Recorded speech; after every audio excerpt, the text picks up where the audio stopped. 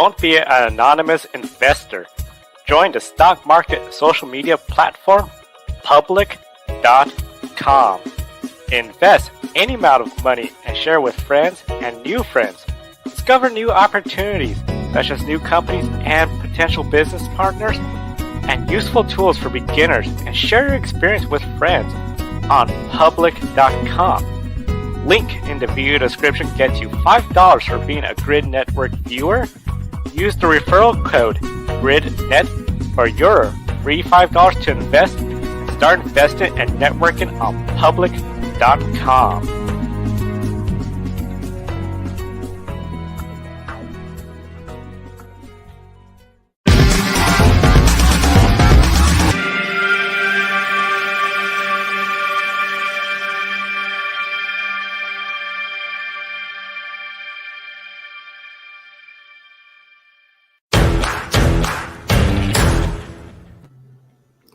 Hello, everyone. Welcome back to Grid Live Encore on this Monday evening. I'm Ben Schneider, joined, as always, by Brandon Crossland. Casey Campbell is off tonight. Joshua Birch will be joining us a little bit later on in the show. Brandon, how's it going?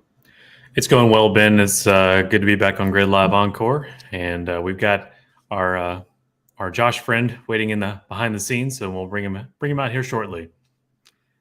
Yes, well, we want to start with something that we don't normally talk about on this show, and that's the NASCAR Cup Series. We usually cover that on Grid Live Wrap-Up, but I'm usually on that show. I was not on that show yesterday. I have a night off. Brandon, I know you're pretty much never on that show, but unless you've been living under a rock, of course, the elephant in the room, everybody's aware that there was a pretty serious incident that took place in the Cup Series race yesterday at Las Vegas, and I believe we would be doing a disservice if we just ignored it and didn't give our 2 cents on what happened and talk about it, because I think it is a very important issue. It's a sensitive issue, and I want to be very, very clear before we start here. If anybody's here to spew any racist crap in the chat room or in the comment section, you can just log off right now. We're not going to tolerate that. We want to make that very, very clear from where we start here. At the same time, what happened yesterday with Bubba Wallace and what he did in retaliation to Kyle Larson, I believe, deserves a fair amount of criticism, and we're going to get into why here as we start the show with this open segment. But Brandon, I want to give you the opportunity to open up here. What was your take on what happened with Bubba Wallace and Kyle Larson in yesterday's Cup race? Well, Ben, I take no joy in talking about this, and it makes me nervous to talk about it as well. So I can really just divide it up into 3 parts. There's the retaliation that was in the car. There was the slow walk and aggression outside of the car, the fight there in the infield, or if you can call it a fight, the push there in the infield or two, and then the interview which followed, which was basically Bubba Wallace doubling down on his claims, but basically saying that he's not, in a way that he's not really at fault, that the steering broke or what have you, and so it's really just a lot to tackle. But I remember tweeting, I highly respected what seemed to have been Kyle Larson's refusal to fight back and engage in a fight there. He knew where he had come from and what it took to get him back to the sport. And so the last thing he was going to do was put up hands. And so he did not. And I respect him for that. I respect his restraint in the interview that followed with Marty Snyder. I think Marty Snyder is a class act. I agree with Matt Weaver. He's a class act as far as the reporters in the industry. And he did a stellar job on Sunday. And also the interview with Bubba, where he handled the fishing comment. Snyder was just, oh, look, I'm just trying to do my job here. Please don't do this. Not right now. We can do this later, but not right now. Kind of response.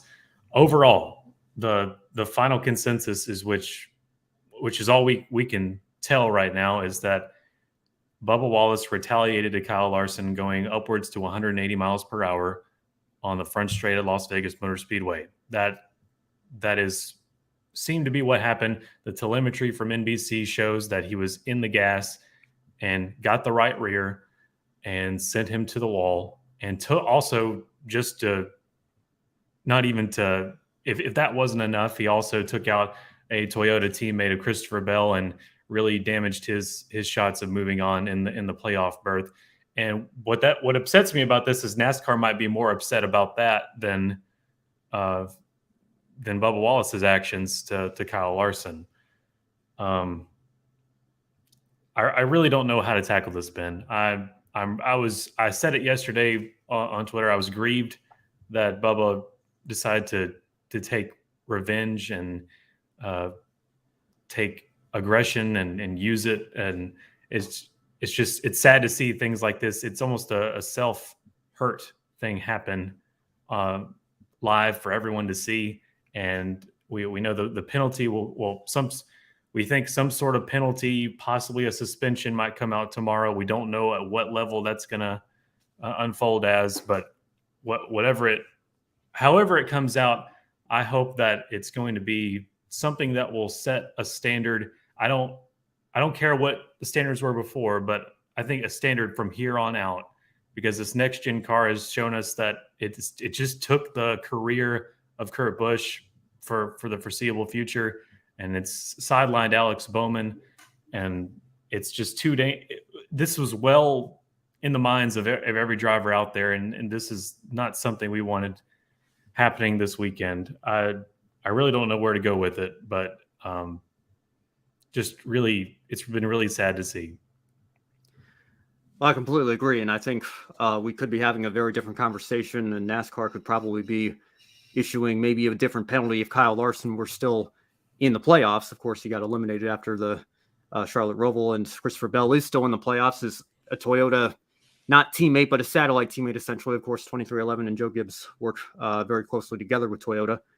And it happened at the front of the pack. I mean, they're lucky they didn't take a half dozen cars with them beyond just Christopher Bell in that incident. Let me just make this very, very clear from the start. I think what happened yesterday is pretty indefensible. If you're trying to say, well, the steering broke or the throttle stuck and it just happened, like Kyle Larson ran Bubba Wallace high, and I think Bubba Wallace had a right to be a little bit upset in that moment. To chase the guy all the way down and go all the way down to the apron and right hook him in the right rear in front of oncoming traffic, driving the car literally the car that sidelined his teammate and forced Kurt Busch into early retirement, that 45 car, to be doing that with all the safety concerns of a next-gen car right now. And to do it, and I know very different circumstances, very different series and everything, but the IndyCar fan in me can't help but notice it was 11 years to the day of Dan Weldon's death at Las Vegas Motor Speedway. Different circumstances, but still. Of course. But put all those things together, and I just think it's a terrible, terrible look. It's incredibly unfortunate. I don't think a suspension is out of the question. I don't believe he will be suspended, and we'll get into why I don't believe that in just a second here. But you can't just ignore this. You can't just brush this off as boys have at it, like NASCAR seems to have embraced in this era over the last decade or so. And I think, it goes beyond Bubba Wallace as well. Like there's so many different things that we can point to. And this has been an issue brewing in the sport for such a long time where, you see with how these young drivers race in ARCA and trucks and Xfinity at times as well. And you see that there's not the respect given that you maybe saw as recently as 10 to 15 years ago.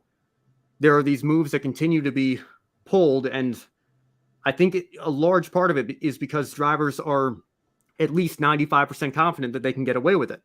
And the biggest criticism that I saw of people that were unhappy with what Bubba Wallace did yesterday, they said, make sure you keep that same energy when somebody other than the only black driver in the Cup Series does it next week at Homestead. Or where was this energy when Noah Gragson had his episode at Road America? And I just want to put it out there. I won't speak for you, Brandon. I'm not going to speak for Josh. Josh will have a chance to speak for himself here a little bit later. But I love Brock Beard. I write for Brock Beard. I love LastCar.info. I love the mission of it. Brock tweeted something a couple of years ago that I think this is probably the biggest thing that I've seen him tweet that I disagree with him on. And it's the Matt Kenseth, Joey Logano incident in Martinsville in 2015. He said that was the coolest thing Matt Kenseth's ever done. I personally think that was one of the dumbest things Matt Kenseth has ever done. Now, Matt Kenseth is a Hall of Famer going in next year. He's a Cup Series champion. I like him and respect him. I appreciate what he's done for the sport, but that does not mean he is above my criticism. And I think to take out Joey Logano, who at the time in 2015 was the championship favorite, in a premeditated act that was clearly deliberate with a damaged race car, when he was just out there to log laps, when he was eliminated from the playoffs, when Joey was the championship favorite, like I was saying, to do that, I think there's no defense for it. Now, NASCAR's hypocritical in my mind to give him a 2-race suspension and then continue to recycle that in their promos year after year. And I can guarantee you we're going to see it in just a couple of weeks' time when we go to Martinsville. You're going to see that on Fox and NBC socials. You're going to see that on NASCAR socials. And I think that's hypocritical, but that doesn't change the fact that I think the 2-race suspension was justified. Maybe he deserved more. There were only 3 races left in the season. If you really want to make a statement, you can sit him for the season at that point. You can point to Jeff Gordon at Phoenix in 2012. Yeah. And the move that he pulled on Clint Bowyer, which ruined Clint Bowyer's championship chances. Clint Bowyer had the best season anybody ever had for Michael Waltrip Racing. He ended up finishing second in points. Jimmy Johnson had a bad last couple of races. Clint Bowyer could have taken the fight to Brad Keselowski or been in position to at least make it interesting if Keselowski had had a bad Homestead race. Jeff Gordon ruined any chance for that. It still boggles my mind to this day, 10 years later, that Jeff Gordon was not suspended for Homestead, a race he went on to win, by the way, ironically enough. I was calling for a suspension there. I recognized at 13 years old back then that was wrong. And we can't just ignore that. We can't just put him on probation. We have to send a message. I mean, a 4-time champion, one of the most highly respected veterans of the sport, is stooping to this level, and we're just going to put him on probation?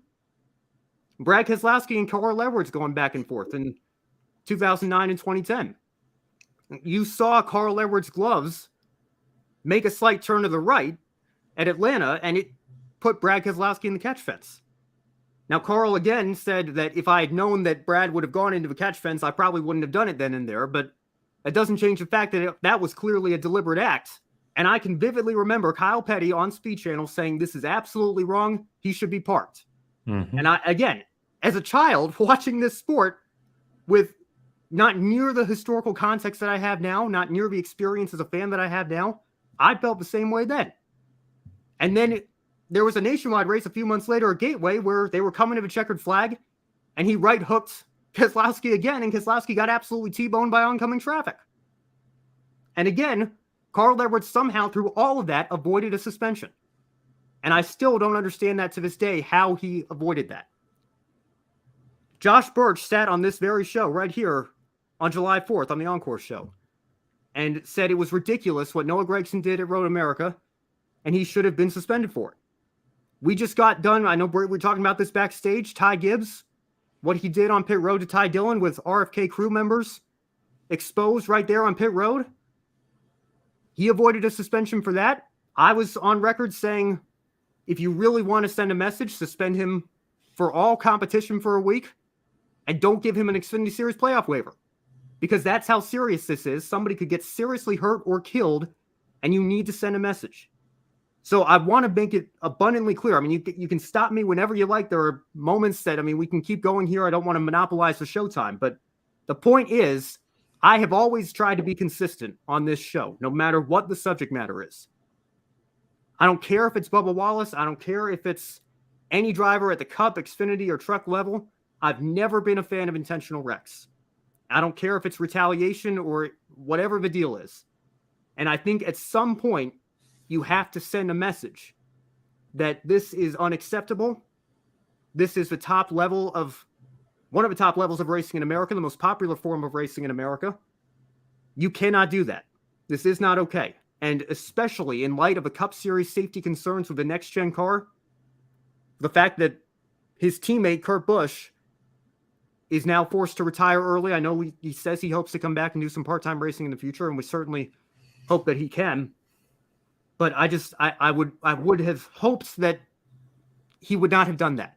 And I can't, I'm with you, Brandon. It's very frustrating, but I think NASCAR has to do something to send a message. Now, in regards to a suspension, I think the precedent has been set this year with Gragson and Hocevar as well. And you can throw in Ben Rhodes and Christian Eckes and that whole deal that went down recently as well.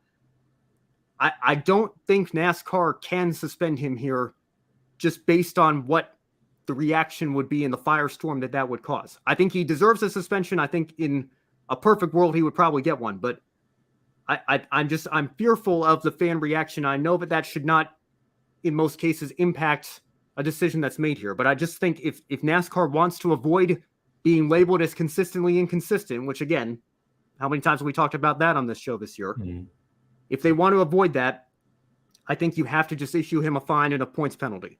But what I need to see from NASCAR going forward is a coming together and bringing people together and making it abundantly clear that we are not going to tolerate this anymore starting in 2023. If there's something as blatant as that, and I know it's always going to be a judgment call, but in cases where it's that extreme and that obvious, you're going to have to sit for at least 1 week, because you just cannot do that at 180 miles an hour on the front stretch of a 1.5 mile track in front of the whole field. I mean, it's just, there's just no defense for it. And again, I don't think that NASCAR is going to be able to actually suspend Bubba Wallace for this incident, but I cannot blame people at all for saying that what he did deserves it, because like I said, there's simply no defense for it. Now, I might be naive here because I'm not always around a racetrack all the time. I just see it on a screen more than I'm actually there. But to me, the intensity of my frustration increases with the faster speed of the track. And so things like Martinsville don't upset me as much. The Kenseth at Martinsville doesn't upset me as much as this incident at Las Vegas or anything else that goes much faster. And that again, that may just be a naive, stupid person that's not a driver, you know. I get what you're saying, Brad, and I understand that, but I just think the intent is essentially the same. And even to be fair, in Kenseth's case, I think it was particularly ridiculous because he was multiple laps down, and he had no hood left on his race car because he was in a previous accident. I mean, again, I completely understand Matt Kenseth being frustrated in the moment, but I just think, in his circumstance as well, to not even be on the lead lap, not even be racing for anything, it was particularly ridiculous and still dangerous. I mean, it doesn't, necessarily matter to me that the speeds are lower. Like, you're still driving a race car. These hits are still hard. I mean, you're hearing drivers, these safety concerns are nothing new. Drivers at the Clash at the Coliseum, where obviously the speeds are not anywhere near 180 miles an hour, they were saying the hits were a little bit harder than they were expecting. So somebody just hits the wrong way, the wrong angle, you just never know. And that's why, no matter what the track is, no matter what the series is, no matter what the circumstances are, I've never been a fan of intentional wrecks. And, you can even throw it at, intentional spins or paybacks or things like that as well. Like what happened 2 weeks earlier at Kansas in 2015 when Joey Logano spun Matt Kenseth out for the lead. Mm-hmm. And when Brian France got up there and said, this is quintessential NASCAR, like, I'm sorry, that's the second dumbest thing Brian France has ever done. I think you know what the first one is, right? Yeah, I agree. It's just, it makes absolutely no sense to me, but it sends a message that this is what we want. This is what we glorify. And again, hypocritical, I think, to suspend Matt Kenseth and then use the footage in promos. And again, you're going to see it in a couple of weeks as we're going back to Martinsville. But this is part of a culture change that the sport has embraced over the last several years. And in many sports as well, I like to add, not just NASCAR. You look at tennis, and I was hearing this from some other radio program I listened to, but there's tennis players now, they get frustrated. They're allowed to get all angry and throw things, and the crowd applauds it now, which you look back at maybe 15 years ago, they would have been booed. They would have been like, no, that's not acceptable. I think it's just I think you're right head on there, Ben. It's a culture change, and people think they can take revenge and it's going to go well for them. And it's not how we were intended to live. Yeah. Yeah. And I think, again, I hate to beat a dead horse here, but I think, to be honest, I know the boys have edit thing. What was that, 2010 that NASCAR came out with kind of that motto and everything. But I think you hear people talk about, like, Kevin Harvick was the first driver to win a championship under this new playoff format, this elimination style chase / playoffs that we have now. And he's been on record. He was saying that, drivers are going to retire earlier because it's exhausting. It puts so much more pressure on you. And I honestly think it forces desperate drivers to do desperate things. And I don't think it's a coincidence that, you know, we're trying to think back to, you know, incidents where, you know, people have put others in the wall, or, you know, these team orders. Like, you know, we could spend a whole hour talking about, you know, what happened with Cole Custer trying to slow up to get Chase Briscoe into the round of 8. I mean, a lot of these, you know, Spingate in 2013, I know it's not the elimination style, but everything seems to come back to how we crown a champion now. And I just think that it's just a whole nother reason why I'm not a fan of this system. I think it puts these drivers in a box where they know that the precedent is that it's very unlikely they're going to get suspended for what they do.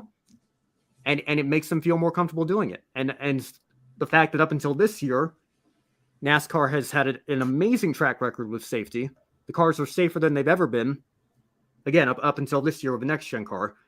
I think it gives drivers a little bit more confidence in saying, I'm going to do this, and it might be controversial in the moment, but it'll blow over and it'll all be okay. And I think that that's a very dangerous path to go down.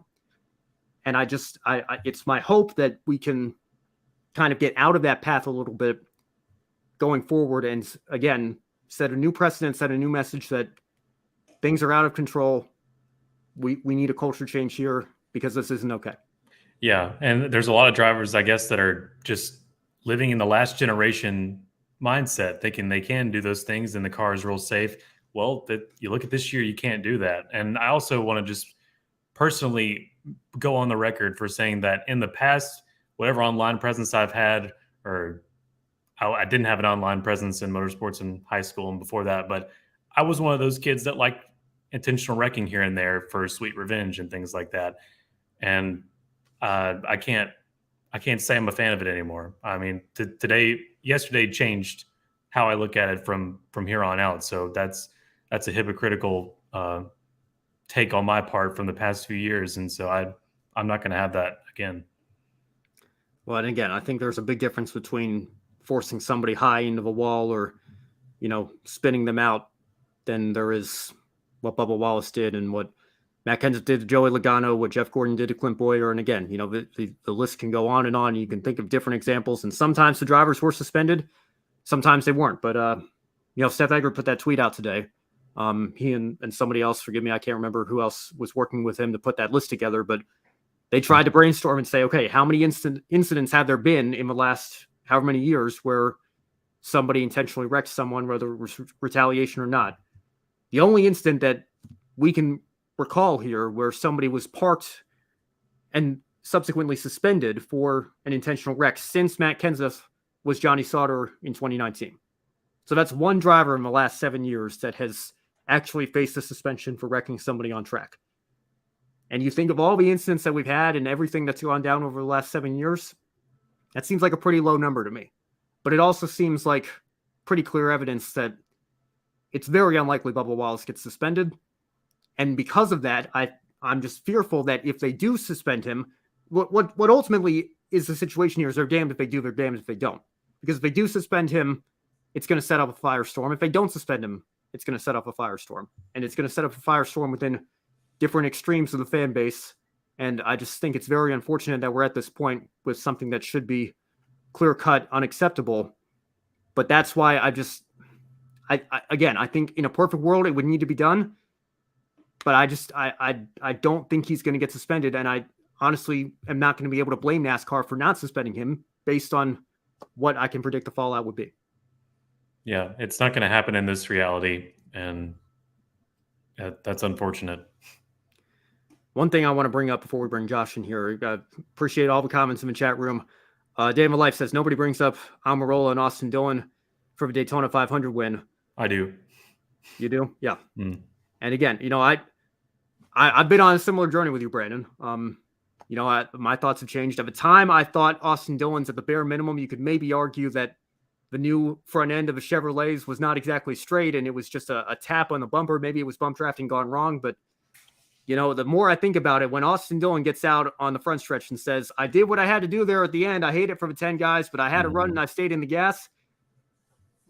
You know, if you read between the lines there, I just feel like if maybe he didn't mean to fully hook him around, but he certainly meant to give him a little bit of a push and try to get him out of the groove. And you just saw him, honestly, if we want to be honest, he just did it again to Austin Cindric a few weeks ago when he won Daytona. And again, I said this at the time as well, I can't even put all the blame on Austin Dillon for either of those incidents, because that's the culture that has been accepted now and embraced in NASCAR. Now, Austin Dillon knows that, it might be unpopular with certain fans, but he's trying to win races at Daytona. He said it. He did what he had to do, and it's accepted. And nothing is going to change until NASCAR actually lays down the law and starts penalizing drivers for avoidable contacts like the vast majority of other major professional racing series do around the world. Now, speaking of around the world, I want to bring in our friend from the UK, Josh Birch. Josh, thank you so much for joining us as always. Hello. I know you talked a little bit about this on Wrap Up yesterday, but I want to give you a little bit more extended time here to talk about it. What was your take on what went down at Las Vegas yesterday? Well, now I've managed to see the entire race as well. And by the way, great points from both of you. 27 minutes just flew by there. It was fantastic and flowing. I want to compliment you straight off the bat there with some great points. I've had a chance now to sit down and watch the whole race. Yesterday, of course, as many of you know, my internet wasn't working, so I wasn't able to watch the entirety of the race. I've now seen everything. I've listened to all the reports and all the interviews as well.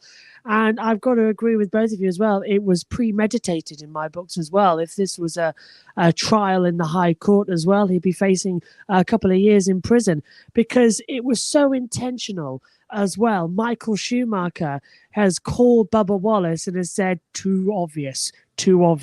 Michael knew how to do it where it was just controversial, not where it's literally headline that you did it on purpose.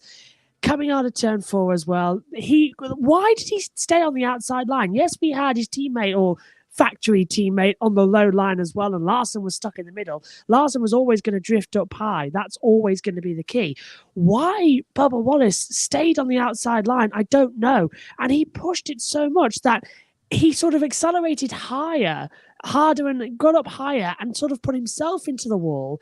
That made the contact with Larson. Then Larson managed to get away just a bit, and it comes down and bang!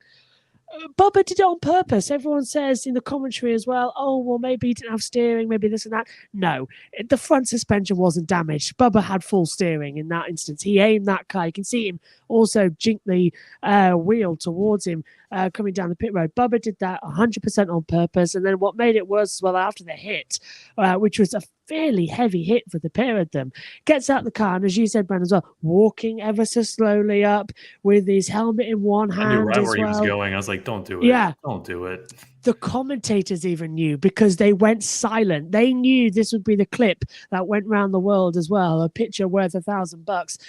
Literally, they went silent. They got all the camera angles on it. Bubba drops. He's already shouting at this point as well. Drops his helmet to the floor and then gets all physical, gets all pushy. That alone is worth a suspension. You should never, ever throw hands. Bubba Wallace, of all people, who stood up and said violence isn't the answer as well. Everything. He was such a forefront with the Black Lives Matter process as well. Violence isn't the answer. Let's all live in peace. He's now the one throwing hands as well. And people have been saying, as you said as well, Ben, you can't hide behind the racism card anymore. This is not about racism. When Bubba Wallace won, either coming with this year or last year as well, everybody on this show and around the motorsport world was like, finally, that is the kind of talent we've all seen in him. That's the guy he can be. This is the speed he's got. Finally, he's so well deserving of a win. But we can't forget that he is also a driver that makes mistakes and also has a really bad time of it when he gets in a mood as well. He is a volatile driver. We can't forget mistakes in the past as well when he's still making them in the present. And we also can't treat him with kid gloves because if we say anything controversial, people are going to jump on us and say, oh, well, you're only saying that because he's black. No, because we've been saying it for decades about when he's been racing. We've been saying it about other drivers as well. We've been holding everybody accountable when it's deliberate wrecks. As you said, I came on the podcast on July 4th, Independence Weekend as well, and said about how this can't happen. Intentional wrecks cannot happen. They are going to get someone killed. With this generation of car being so uncertain and so delicate as well, we can't then go out and hit each other. We can't go out and put other people in deliberate lines of fire. It shouldn't happen. It doesn't work. And also, I don't like how he was all of a sudden, he was sort of like he was a different person. It was like the Hulk had taken over as well. The red mist has sort of descended over, or the green mist if he's the Hulk. He was a different person. He was shoving Larson. He was shoving the ARCA officials as well. He'd just been in a heavy hit. He had to go to the medical centre. He walked across a live pit road as well. God forbid you do that in a race car. You go across the track in a live pit lane. You get fined and sent back to the back. How is he allowed to keep getting away with this? Because if you even mention anything negative about him, everybody on social media, online as well, they jump on the fact, oh, it's because he's black. It's not. It's because he can't be allowed to get away with the actions he's doing behind a race car. It's just so bizarre that the way the world is right now. And it's almost like the NASCAR officials are scared to make the move because of social media and because of keyboard warriors' decisions online. It's a sad time for sport as well. And as you said, it's not just NASCAR. We've had it in IndyCar. We've had it in Formula One, of course, most notably with Max Verstappen and Lewis Hamilton as well. Poor Max Verstappen can't even win a world title without the FIA making some errors. And then everybody jumping online this morning. F1 financial doping was trending on Twitter, or F1's instinct doping, whatever it is, because Red Bull have gone over in the cost cap. Max has won this year's title completely fair and square, and yet people still don't accept him as a double world champion. They say now he's got 2 asterisks. It's not right. It's just getting too much now as to when do we call it off? When do we say the officials must take these rules to protect the drivers and to protect all those involved? And if social media and the fans of the sport don't like it, tough. These are the tough calls that the officials are there to do. This is not a social media championship. This is a motorsport with money on the line for people who work in the cars, outside the cars, teams, factories, sponsors, everything. This is a business at the end of the day, and it is a sport. And sport has rules, and sport has to have respect. As we talked about yesterday, at the moment, respect is at an all-time low across all forms of motorsport. And at the moment as well, it is the social media trolls that are sort of ruling what we do and what we don't do in motorsport. And it is getting to a dark, dark time. And to add final thought on this, if I was the NASCAR officials, yeah, I would be scared to punish Bubba Wallace because of the negative impact you could have on the brand. But you've got to weigh it. Negative impact of letting drivers keep getting away with things like this, keep getting away with deliberate wrecks. Where does it end? I'll tell you where it ends. A driver, dead. A marshal, dead. Somebody on the pit road, dead. You can't let it get that far. It's the same reason I had to go at the FIA with Pierre Gasly after that incident with the marshals on the track. You have to put safety at the top priority of everything. And for a deliberate crash to be allowed to happen and get away scot-free, that just sends the wrong message to everybody, and you'll get a lot more deliberate wrecks in motorsport. Stamp it out hard. Bubba Wallace said to all of us, racism has no part in sport. Stamp it out. Get rid of it. Well, deliberate wrecks has no place in motorsport. Respect is the only thing that needs to be in there. Things like this, bad sportsmanship, that also needs to be stamped out. Fully agree. Absolutely. Josh, you brought up a lot of good points, and I think, again, what happened after the wreck as well with the fight and, of course, the interview, and I want to echo what Brandon said as well. Marty Snyder is an absolute pro and, did his job as well as he could have in that situation and handled it as well as he could have in that situation. I do want to break some news here. Bubba Wallace just a few minutes ago tweeted out an apology titled A Reflection, and he says, I want to apologize for my actions on Sunday following the on-track incident with Kyle Larson and the number 5 car. My behavior does not align with the core values that are shared by 23XI Racing and our partners who have played a crucial role in my incredible journey to the top of this great sport. I want to apologize to NASCAR and the fans, along with Christopher Bell, Joe Gibbs Racing, and Toyota, for putting them in a situation in the playoffs that they do not deserve. I compete with immense passion, and with passion at times comes frustration. Upon reflecting, I should have represented our partners and core team values better than I did by letting my frustrations follow me outside of the car. You live and learn, and I intend to learn from this. And that is from Bubba Wallace just a few minutes ago on Twitter. And let's be completely fair. He owned it. He apologized and sent that out. I think that's the first step in the road to reflection right there. And I think we should commend him for that. That just made my day. He's watching the show. Yeah.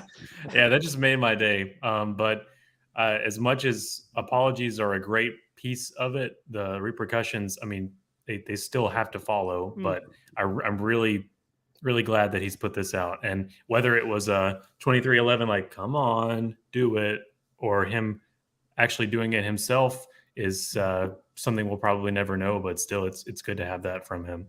I wonder how many sponsors had phone calls this morning saying we're pulling out, and how much pressure was there. Yeah, that doesn't seem. That seems too much of a press thing there. But at least it's been put out, and we have to take it at face value. It's very good that he's done that as well. It is the first step, but if your child does something wrong and apologizes, you still got to go through with the punishment. You can't just then, because then you just do it again. Say sorry. This is how you look at it.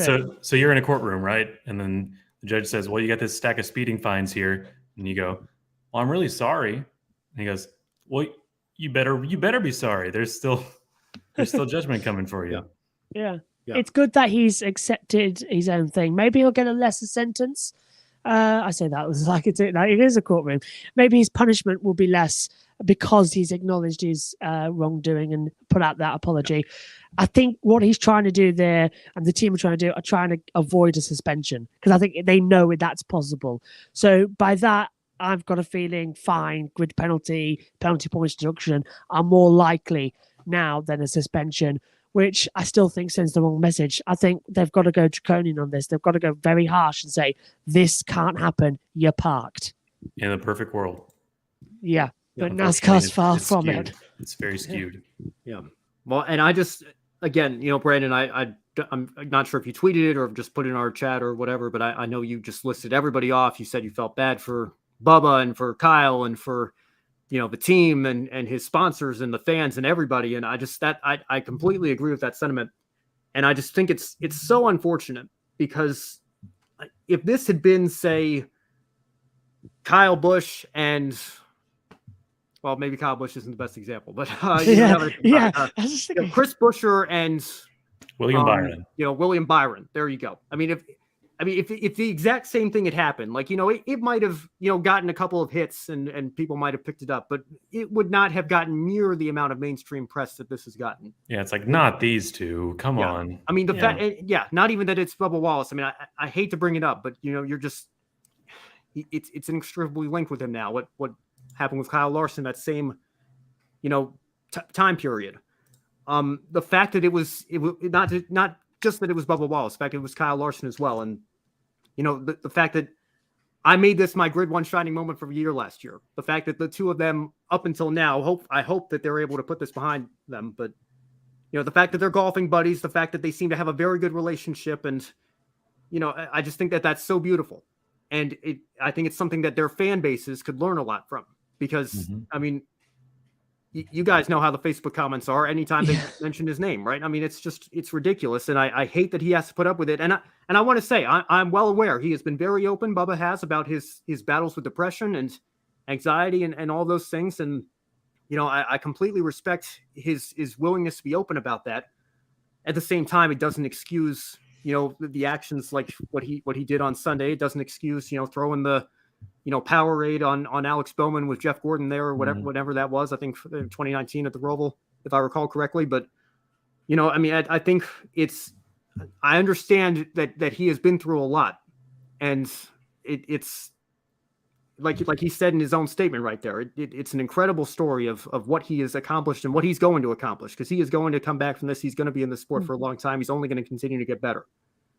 But I think ultimately, at the end of the day, it's a very, very unfortunate situation on all fronts that it happened to be these two during the playoffs at a time where, things were, able to get picked up by people that don't normally tweet about NASCAR, but normally tweet about politics, that left out important context, that were going to spin it their way. And, anytime Fox News or CNN tries to cover this sport 999 times out of 1,000, they get it completely wrong. Mm-hmm.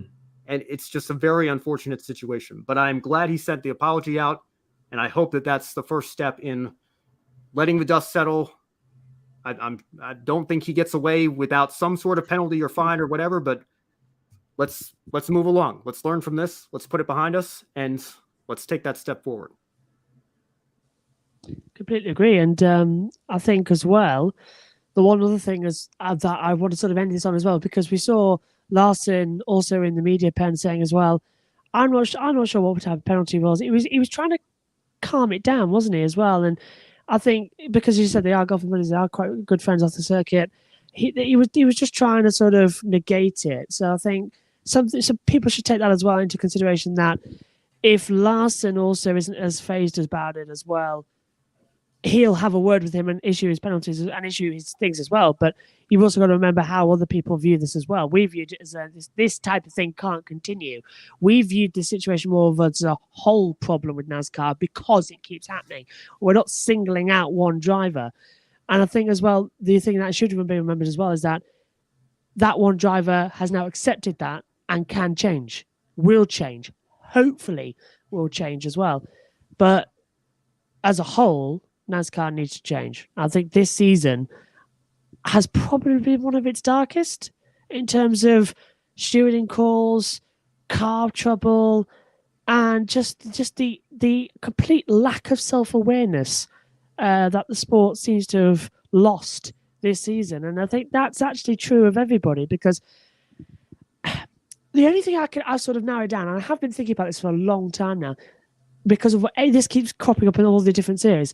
The only thing I can think of with all these problems that we're facing with stewards, it must be because we've had, 2 seasons under COVID where everything was thrown out the window, everything was changed, so many things were difficult to do.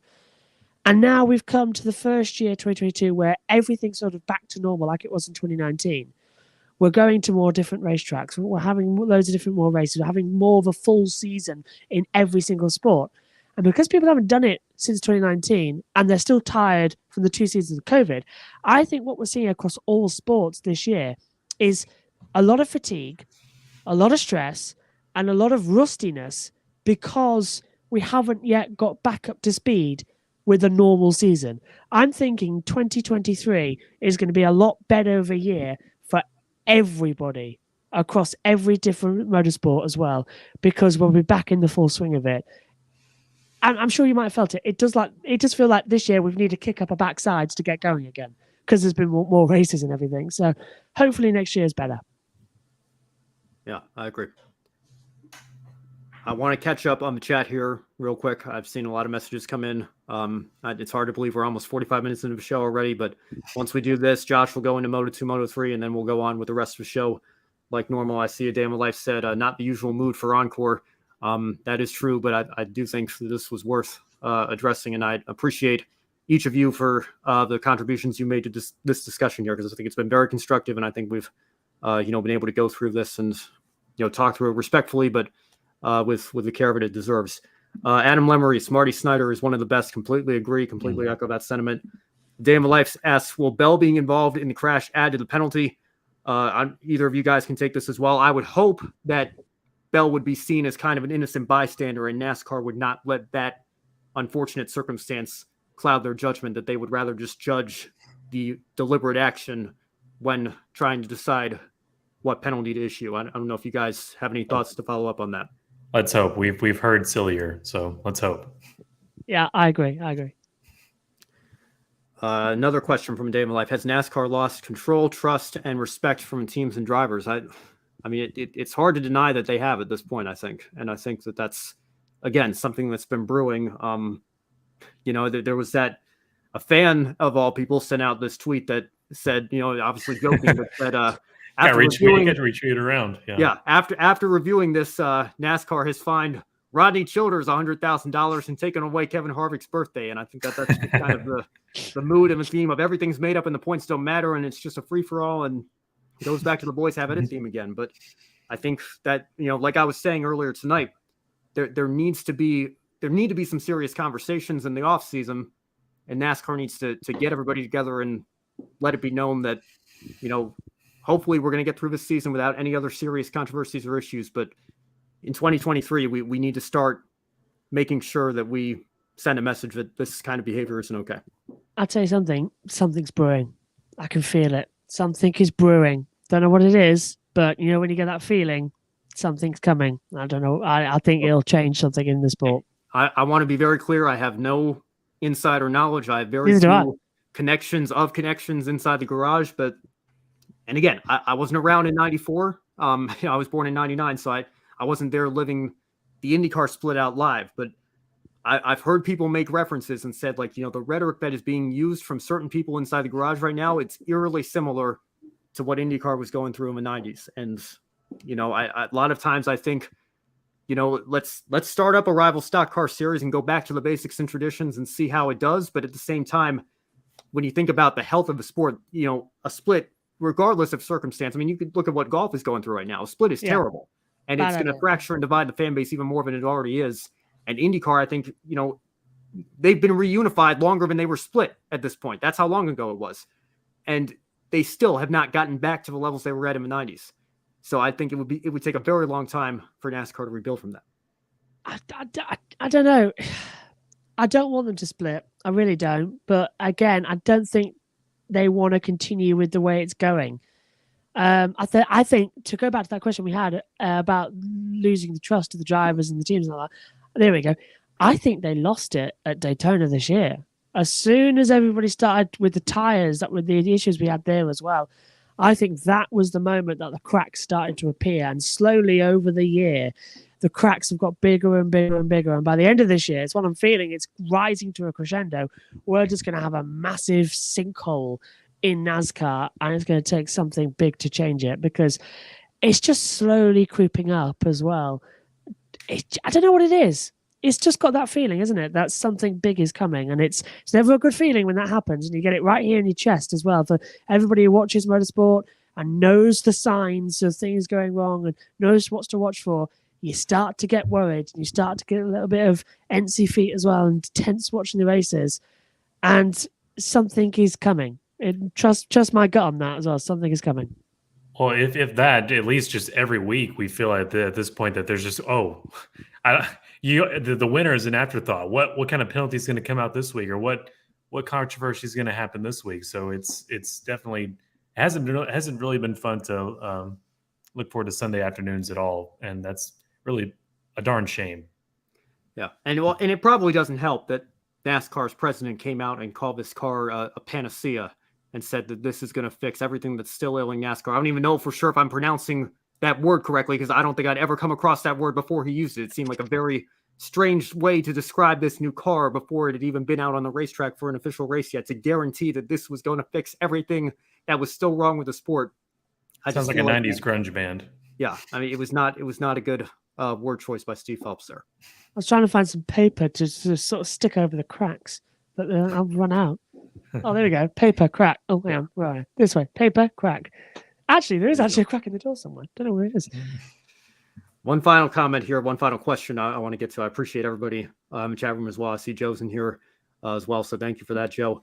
Day of my life. I forgot the parked status is at the same suspension. When I was saying parked, I was referring to drivers being told if you can continue, if your car is healthy enough to continue, you can't, you're going to be parked for the rest of the race. I would say a suspension would probably be parking somebody for the next race and telling them you're going to have to sit out a week. That would be the differential that I would put up there.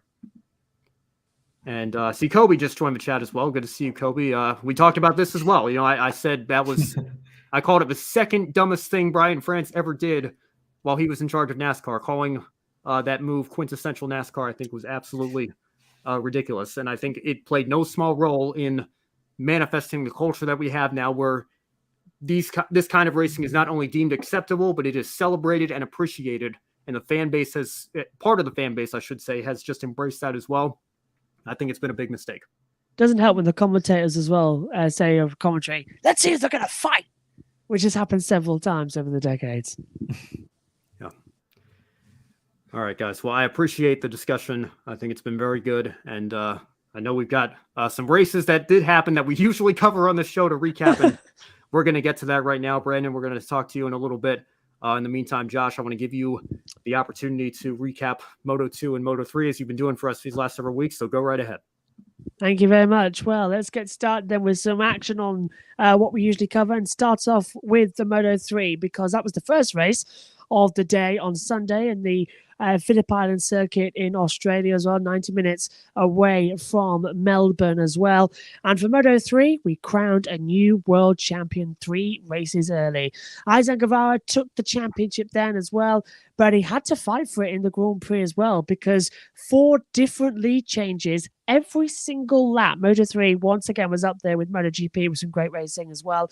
The race started and Sergio Garcia took the lead of the race. Now, Guevara needed to be more than 51 points ahead of Garcia to be the champion. And at one point in the race, he was 61 points ahead. And at another point as well, he was only 36 points ahead. So it was really ebbing and flowing throughout the entire Grand Prix. Izan Guevara did end up getting the lead on the last lap of the race as well. And he pulled out a 3/10 advantage to Dennis Onchu, who was battling him throughout. Guevara, Onchu, Garcia, and Sasaki were trading places for 22 laps. It was unbelievable stuff as well. Some great action as well. At one point, the only reason that Garcia, who was leading at the start of the last lap, he got forced out by Onchu and by Sasaki. Sasaki then dropped back, and slipping through on the inside line was Guevara. He held the advantage, crossed the line, head down, shaking, fists up in the air. He is the 2022 Moto3 World Champion, and it is a World Championship in Moto3 and Moto2. Unlike what we see in Formula 2 and Formula 3, that they're in championships, MotoGP and Dorna sort of solidify the entire thing inside the MotoGP package, so that the Junior Series do class as World Championships. That's why Marc Marquez is an 8-time World Champion, because he's won one each in Moto3 and in Moto2, and he's a 6-time Premier Class Champion. So if you're wondering how those systems work, that's how it is. Special mentions as well in this race as well has to go to John McPhee, 6th place as well, and climbed up after a poor start. He did a fantastic race as well. Also as well for Joshua Whiteley, great race for him for Great Britain as well on the Michael Larity bike as well, with the Aspar teams looking all good. Now, the big controversy as well in Moto3 was the fact that the race was delayed for 5 minutes because rain came down in the MotoGP warm-up and the track was still damp. Many riders felt it was unsafe that they were released at all that early. They wanted 15 minutes for the track to dry. They got 5. So it was an interesting race that nobody could actually pull out a gap, pretty much what we saw in MotoGP. But as we move on to Moto2, by that time, the track had completely dried out and the race started absolutely brilliantly in Moto2. But on lap 3, we had a nasty accident as well involving Jorge Navarro. Now, Navarro was ahead, got hit at the back, front tyre hitting rear tyre. Navarro came off the bike, hit the ground at the exit of turn 4, and unfortunately got run over on his back by another motorcycle. He was in incredible pain and was laid stationary at the side of the track for 2 laps. On the 3rd lap, he'd finally sat up, but doctors and marshals as well had to take him away on a stretcher. During this time, the race continued without even a yellow flag being shown. Marshals, one of them not having their radio on, was going like this: "Can't hear you, can't hear you." And then another marshal, who did have a radio on, was going like this: "Stop the race, stop the race." To give you an example, if this CD is the track and my microphone is Jorge Navarro, this is how close he was to the track, with bikes going right past him. He was eventually stretchered away. He's gone to hospital. He's had surgery. It has been successful and there's been no complications. So we wish Jorge Navarro a very speedy recovery in Moto2. However, the riders are furious that the race was not stopped and no proper medical treatment was given to him until he got to the medical centre. absolutely disgraced. MotoGP's race stewards this year have been so lacking with red flags as well. It's the 4th time this year a rider has been left at the side of the circuit when they require medical attention. It should have been an instant red flag. Riders are not happy, and this story is going to brew across all classes when we go to Malaysia, when an emergency meeting is due to be held with the MotoGP, Moto2 and Moto3 riders with race control. I'll bring you updates on that as well in Saturday's show on the Grid Race preview. Now, to go over to the overall results as well, Alonso Lopez absolutely dominated. He took an early lead and got the advantage as well and won comfortably. The big battle was between Pedro Acosta and Raul Fernandez. Now, so Augusto Fernandez, see, that's how it's his brother. Raul's in MotoGP. Now, Augusto Fernandez was leading the championship to Agora by a couple of half points after the last race being called off. Now, unfortunately for Augusto Fernandez, with 5 laps to go, coming through turn 3, exactly the same as what happened to Fabio Quartararo. The front buckled, he went off the track and crashed out. No points for the championship leader, meaning that with only 2 races to go in Malaysia and Valencia, Ai Ogura, the young Japanese rider, has taken the lead in the championship as well and has a strong hold going into the last 2 races. So that has changed up the Moto2 championship. Moto3 has been wrapped up, and a big congratulations as well to Jake Dixon, who gets his first podium after a run of bad races as well. And we send our best wishes to Jorge Navarro. That's exactly what happened in MotoGP.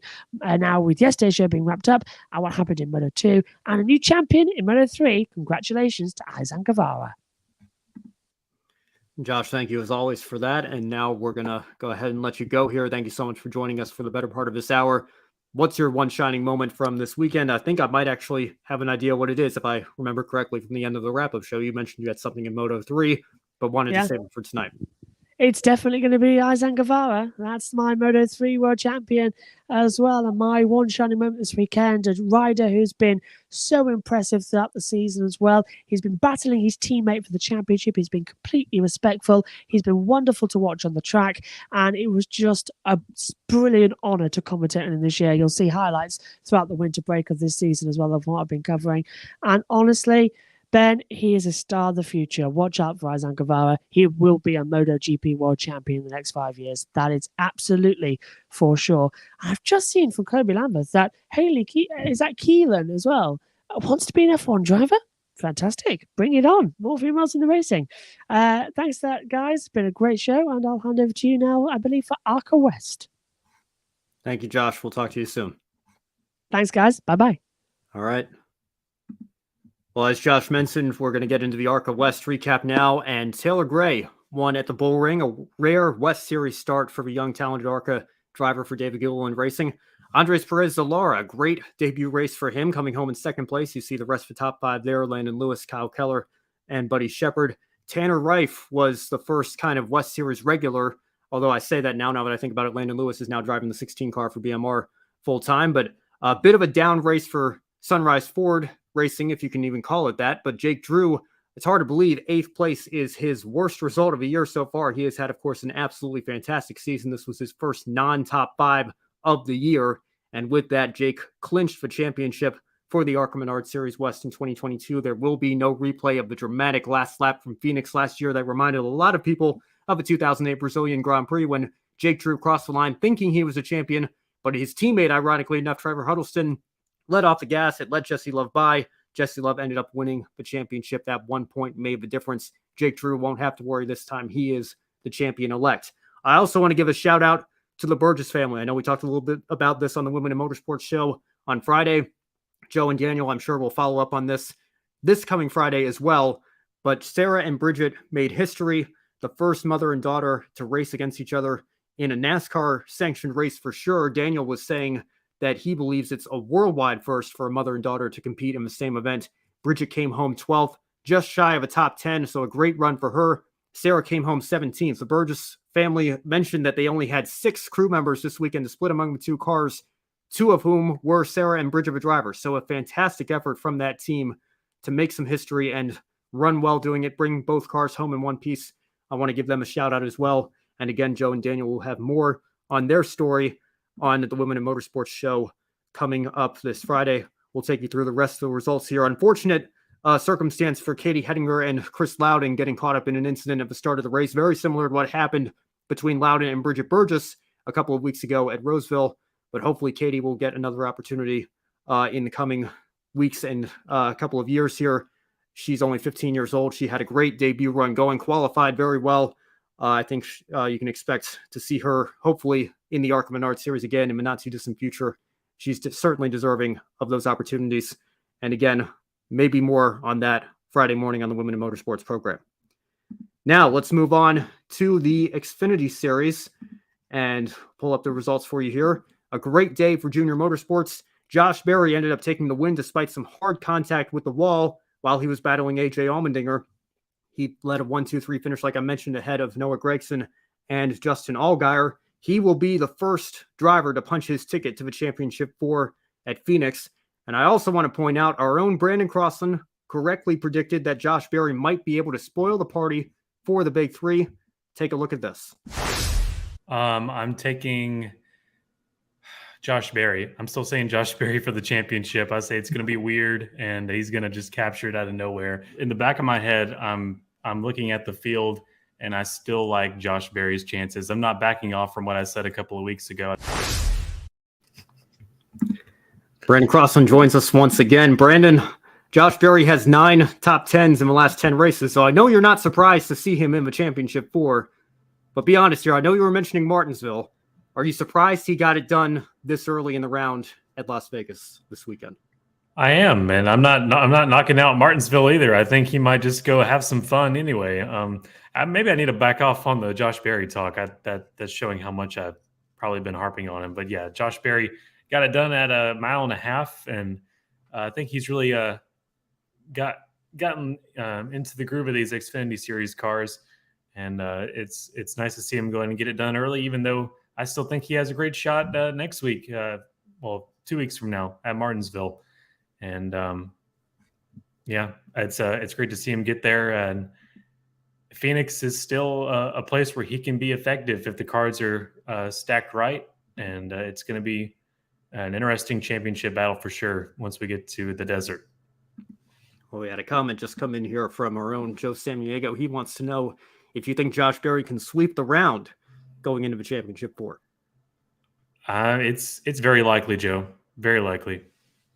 Yeah, well, the way Josh Berry's been driving, I would not put it past him. Like I mentioned, he's on a little bit of a top 10 stretch here, and I think absolutely with all the talk of AJ Allmendinger, who we'll get to in a moment here, Noah Gragson and Ty Gibbs, they've had phenomenal seasons, but Josh Berry has quietly been putting along an effort that is worthy of competing for a championship, and he will get that chance at Phoenix in just a few weeks' time.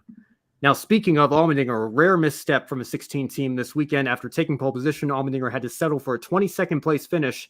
This gives you an idea of how consistent his season has been. That is the worst finish of a season for Allmendinger. After it was discovered both of his right side tires were not fully secured, he had to make an unscheduled pit stop. Despite the colleague team trying to assure him everything was all right, Allmendinger made the call to come down pit road himself, giving up what looked set to be a surefire top 5 finish. It's a good thing he did make that call because it was later discovered both of his right side tires were not fully locked on the car. So Brandon, Allmendinger is now 16 points behind the cut line because of Josh Berry's win. That kind of leapfrogs everybody and puts him at a little bit more of a disadvantage. How costly could this mistake prove to be for the colleague team?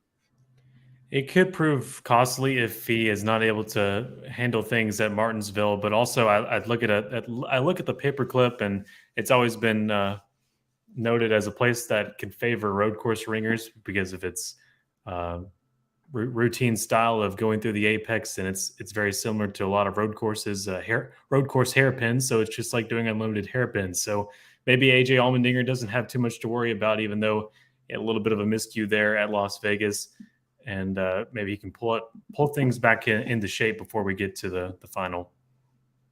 Yeah, I agree. And I think Martinsville is very well placed for him in this playoff bracket here, because I think when you look at his best ovals, obviously we think of Allmendinger as a great road course racer, and deservedly so. But I remember him being very strong at Dover early in his career, and particularly in the latter half of his career, he's been very strong in Martinsville. And I think that plays a big part of it. Like you said, the track is so flat. The hairpins kind of resemble some of the corners that you might see on road courses. He's just been able to unlock something out of that track that I think has allowed him to enjoy a fair amount of success at that place over the last couple of years, not just in Xfinity since he's come back, but in the Cup Series as well. When he was running with JTG, I felt like that was probably his best track outside of Sonoma and Watkins Glen. So I think, there's another opportunity for him there. And of course, if he wins the race, you don't have to worry about the points. That's your straight ticket in to the championship 4. Also, it'd be nice to see him scream again after another victory. He's just having the time of his life, and it's been great to watch that. Yeah, it is. It's been so great to see this career revival he's been on. And actually, that reminds me, I believe he's on this stretch of, obviously he hasn't been in every Cup race, but he, I think, finished 9th in the Cup race at Las Vegas yesterday. So that's a stretch of 5 straight top 10s in Cup races he's participated in. I have to imagine that's probably a career long. Obviously, we're talking about the top 10 streak in Xfinity to start the year, but you think of who he's driven for in the Cup Series. I can't imagine that he's had a stretch like that in his career so far. So that's great, not just for him, but for the colleague team. And also Justin Haley has had some strong runs recently as well. So it'll be interesting to see what that program can do in the Cup Series in 2023. Absolutely. Well, one other driver I want to highlight is Hailie Deegan, who made her debut in the Xfinity Series for SS Greenlight Racing and ran well, finishing on the lead lap in 13th place. Deegan was also the highest finishing Ford with that placement. So, Brandon, I know it's a very small sample size, but does Deegan's run prove that the Truck Series is an unnecessary step on the development ladder for young drivers working their way up? I want to be fair here and say it might be too small of a sample size to tell by and large, but it's very impressive to see Hailie Deegan get that kind of finish at Las Vegas. First time she hops in the Xfinity Series car.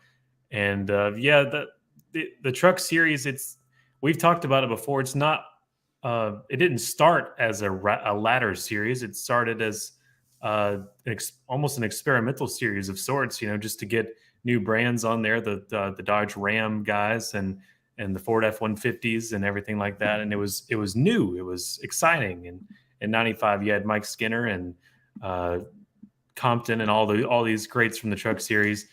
And it was something to kind of, it was almost kind of like, and I haven't said this out loud. It was kind of like a resort, a retirement home for folks who are leaving the Cup Series. Maybe they didn't want to retire yet, but they still want to be on the grind. They still want to have fun out there in the National Series. So they went to the Craftsman Truck Series, which we can say that because it's coming back.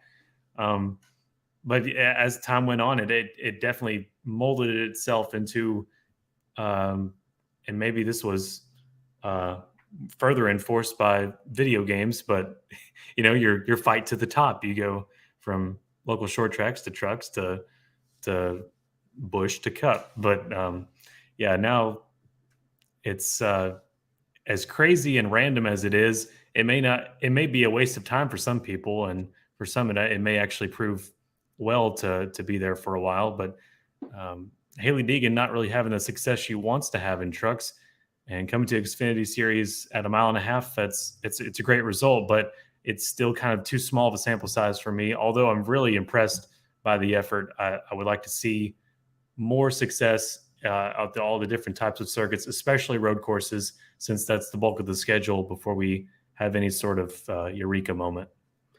Well, I just watched that she just posted her race vlog from this weekend on her YouTube channel and was mentioning that a goal for her this weekend was a top 15. And I'll give her all the credit in the world. She accomplished that. She ran very, very well for her first time in an Xfinity car. I do agree. Obviously, it is a very small sample size. We would need to see, a more consistent stretch, and hopefully, and I think she's going to get more opportunities with that. It's just a matter of time before Ford can put a deal together and finalize that. But, we've been talking about this leading up to it. I was talking about this with Kobe on Grid Tonight. I think Harrison Burton's the most recent example.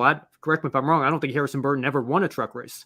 I think he had some success when he got to Xfinity with Joe Gibbs Racing, won several races there. Now he's in the Cup Series. I know it's going to take a little bit of time to get that Wood Brothers car where it should be up in the front of the field here. And we got to remember, he's younger than you and I are. He's still just a Cup Series rookie.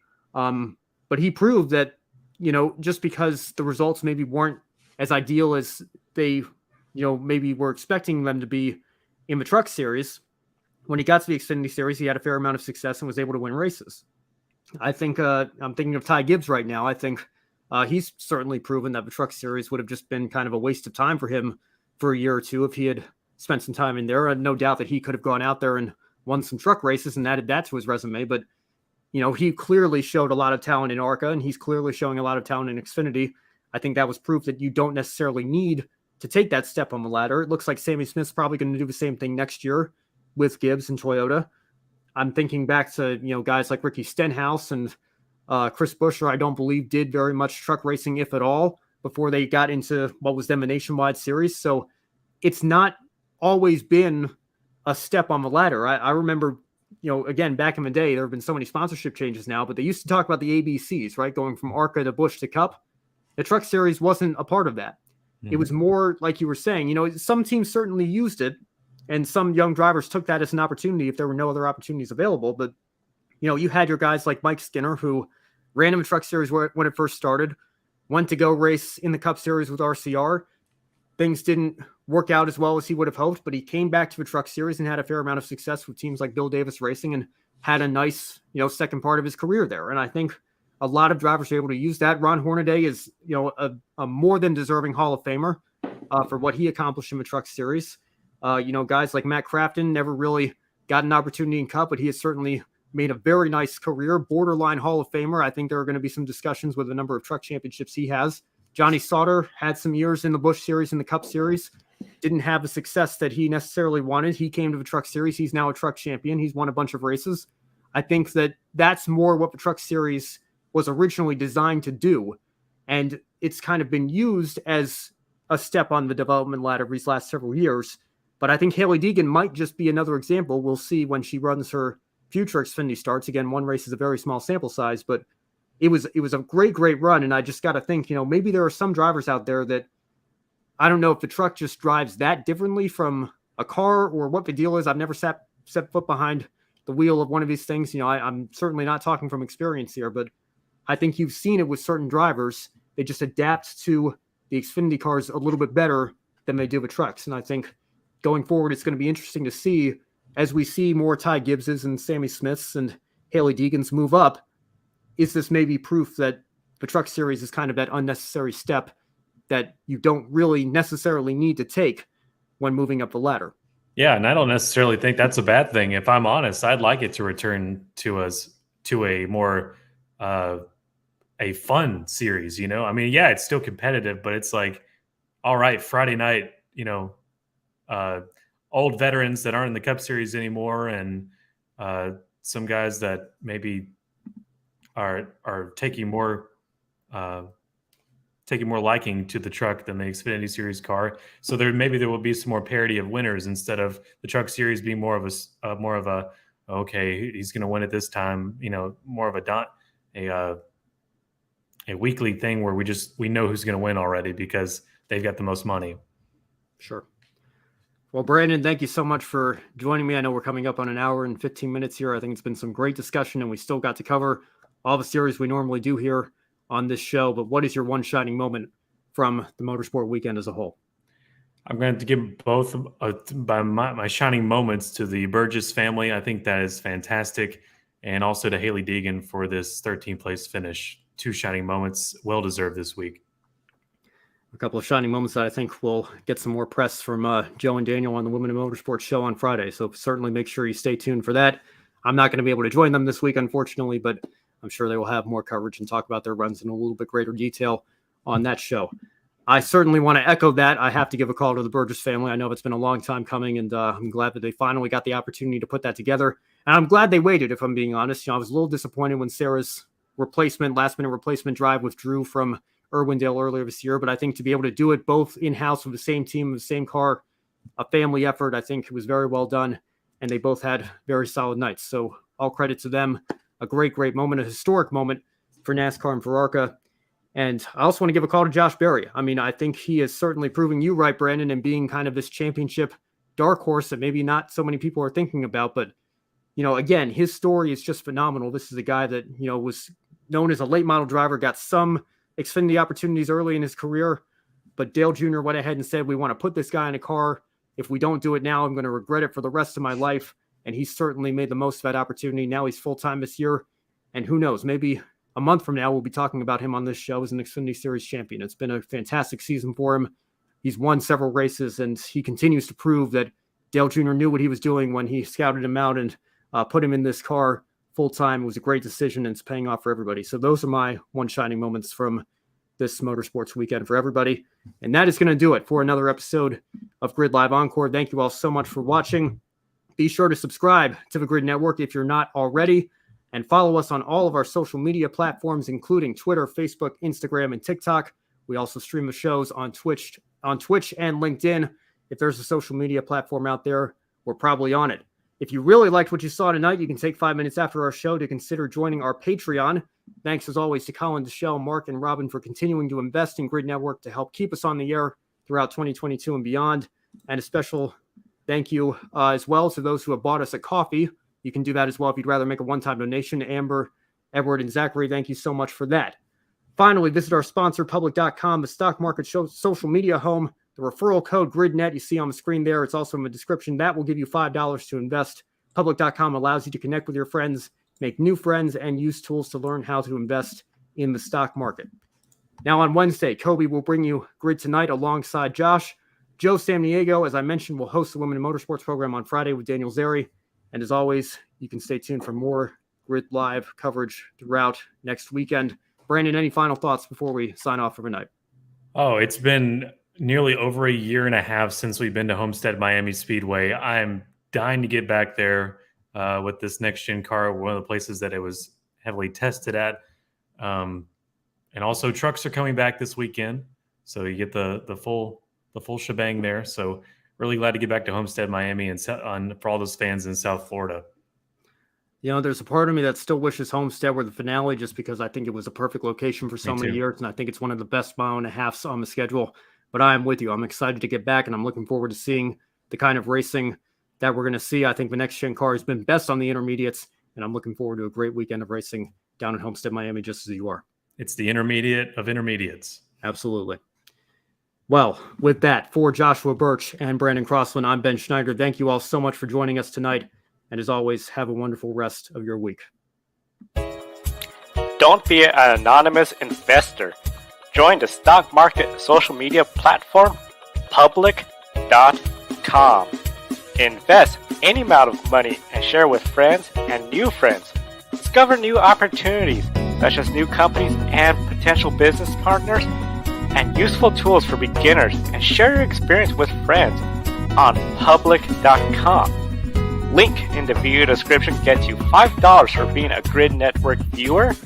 Use the referral code GRIDnet for your free $5 to invest and start investing and networking on public.com.